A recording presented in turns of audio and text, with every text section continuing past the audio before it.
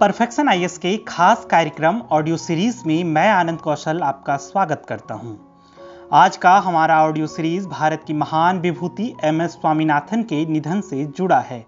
Civil सेवा परीक्षा के लिहाज से यह टॉपिक बेहद महत्वपूर्ण है, लिहाजा इस ऑडियो सीरीज में परीक्षा के हिसाब से महत्वपूर्ण बिंदुओं पर विस्तार से चर्चा करेंगे। यह ऑडियो सीरीज सामान्य अध्ययन प्रश्न पत्र 3 के भारतीय अर्थव्यवस्था खंड से जुड़ा है। तो आइए ऑडियो सीरीज की शुरुआत करते हैं। यह खबरों में क्यों है। साल था 2005। भारत के महाराष्ट्र राज्य में किसानों की आत्महत्या की बाढ़ आ गई थी। मुख्यधारा की प्रेस ने बहुत कम ध्यान दिया, लेकिन एमएस स्वामीनाथन अधिकारियों की टीम के साथ घटनास्थल पर पहुंचे। द गार्डियन को बताते हुए पत्रकार पी साईनाथ ने श्रद्धांजलि देते हुए कहा, उन लोगों के परिवारों की बातें सुनकर उनकी आंखों में आंसू आ गए जिन्होंने अपनी जिंदगी खत्म कर ली थी। मैं बात कर रहा हूं प्रसिद्ध वैज्ञानिक मनकोम्बू संबाशिवन अर्थात एमएस स्वामीनाथन की। यह छवि अपने स्वर्णिम वर्षों में संकटग्रस्त किसानों की हिमायत करती है, जो एमएस स्वामीनाथन के जीवन के कार्यों का प्रतीक है। हाल ही में 98 वर्ष की आयु में प्रोफेसर एमएस स्वामीनाथन के निधन से हजारों आम लोगों में शोक की लहर दौड़ गई। उनमें से एक बड़ा हिस्सा ग्रामीण भारत से है, जो अपनी आजीविका के मुख्य स्रोत के रूप में फसल, कृषि, पशुपालन, मत्स्य पालन या वानिकी में लगे हुए हैं, और अधिकांश गरीब हैं। एक महत्वपूर्ण अनुपात महिलाओं का है। संभवतः शोक मनाने वालों में यह सबसे बड़ा एकल समूह है। वैज्ञानिक समुदाय के कई लोग, जानकार, शहरी मध्यम वर्ग, ग्रामीण विकास के क्षेत्र में काम करने वाले नीति निर्माता और नौकरशाह और शिक्षकों, डॉक्टरों, इंजीनियरों आदि सहित उच्च योग्य कुशल पेशेवरों को भी भारी नुकसान महसूस हो रहा है।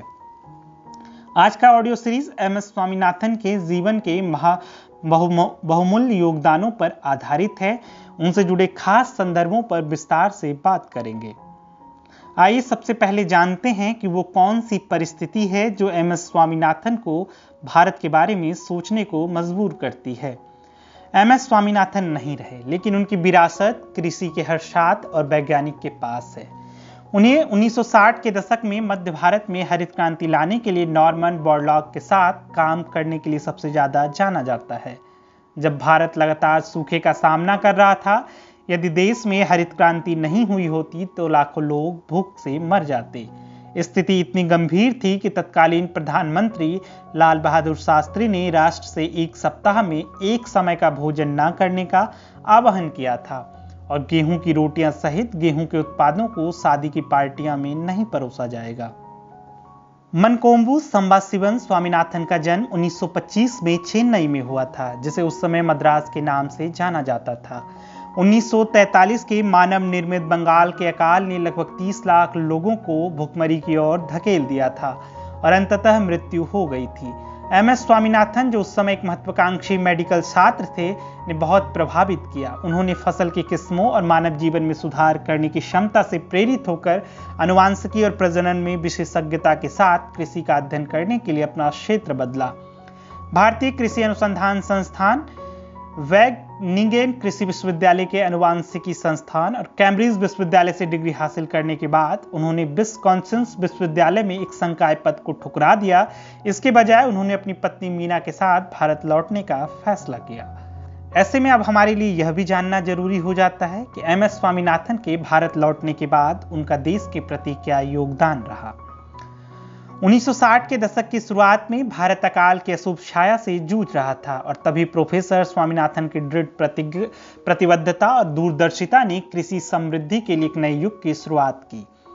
कृषि और गेहूं प्रजनन जैसे विशिष्ट क्षेत्रों में उनके अग्रणी काम से गेहूं उत्पादन में उल्लेखनीय वृद्धि हुई, जिससे भारत भोजन की कमी वाले देश से आत्मनिर्भर राष्ट्र में बदल गया। इस जबरदस्त उपलब्धि ने उन्हें भारतीय हरित क्रांति के जनक की सुयोग उपाधि दिलाई। स्वामीनाथन ने कम समय में भारत के गेहूं उत्पादन को दोगुना करने में महत्वपूर्ण भूमिका निभाई, जिससे देश को अमेरिका से खाद्य सहायता पर शिप टू माउथ निर्भरता से बाहर निकाला गया। 1966 में भयंकर सूखे का सामना करते हुए भारत ने 10 मिलियन टन गेहूं का आयात किया। हरित क्रांति 1965 में शुरू हुई और उत्तर भारत में किसानों के लिए उच्च उपज देने वाली बौनी गेहूं की किस्मों को पेश करने पर केंद्रित थी। अधिकतम पैदावार के लिए उन्हें रासायनिक उर्वरकों और कीटनाशकों के साथ उगाया गया। किसानों को गारंटी शुदा कीमत का आश्वासन दिया गया। आइए अब उनकी उपलब्धियों को भी जान लेते हैं। स्वामीनाथन के दृष्टिकोण ने भारत को लगभग रातों रात भीख के कटोरे से रोटी की टोकरी में बदल दिया। विश्व खाद्य फाउंडेशन ने उन्हें 1987 में अपने पहले विश्व खाद्य पुरस्कार विजेता के रूप में सम्मानित करते हुए 1971 में उन्होंने दोनों के लिए रेमन मैग्सेसे पुरस्कार भी जीता। 1966 में प्रधानमंत्री इंदिरा गांधी के पदभार संभालने के बाद स्वामीनाथन को एक नया कृषि कार्यक्रम लागू करने की खुली छूट दी गई। उस समय भारत की अर्थव्यवस्था लंबे समय से भोजन की कमी से जूझ रही थी, जिसके कारण यह विदेशी सहायता पर निर्भर थी। लेकिन 1970 के दशक की शुरुआत तक नई तकनीकों ने इसे आत्मनिर्भर बना दिया था। इसके बाद उन्होंने अपनी ऊर्जा भारत के संकटग्रस्त किसानों का समर्थन करने में लगा दी।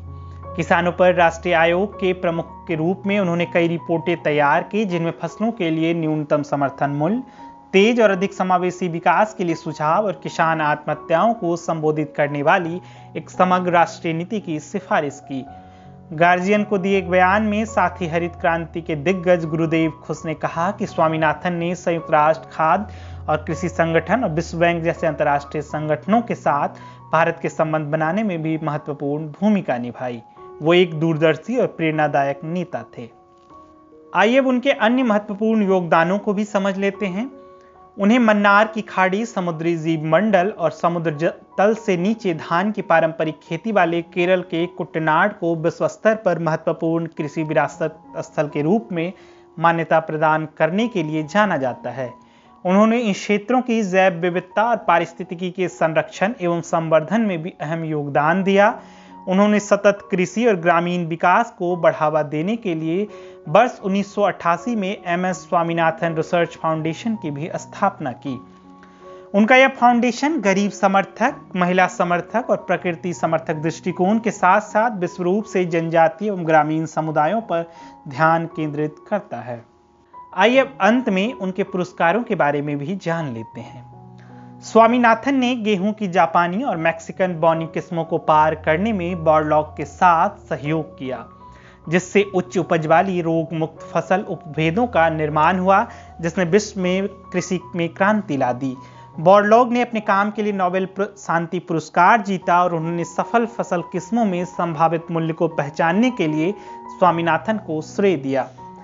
कृषि में उनके उत्कृष्ट योगदान के लिए उन्हें कई पुरस्कार और सराहनाएं मिली, जिन्हें वर्ष 1987 में प्रथम विश्व खाद्य पुरस्कार विजेता के रूप में उन्हें सम्मानित किया गया।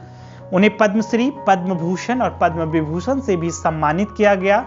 रेमन मैग्सेसे पुरस्कार 1971, अल्बर्ट आइंस्टीन विश्व विज्ञान पुरस्कार 1986 सहित विभिन्न अंतर्राष्ट्रीय सम्मानों से नवाजा गया।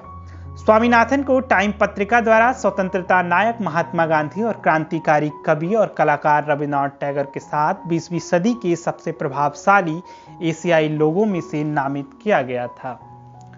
आज के ऑडियो सीरीज में पूरे परफेक्शन परिवार की तरफ से एमएस स्वामीनाथन के प्रति सच्ची श्रद्धांजलि व्यक्त करते हैं। और आज के ऑडियो सीरीज में इतना ही। फिर मिलते हैं एक नए विषय के साथ। तब तक हमसे जुड़े रहिए। धन्यवाद।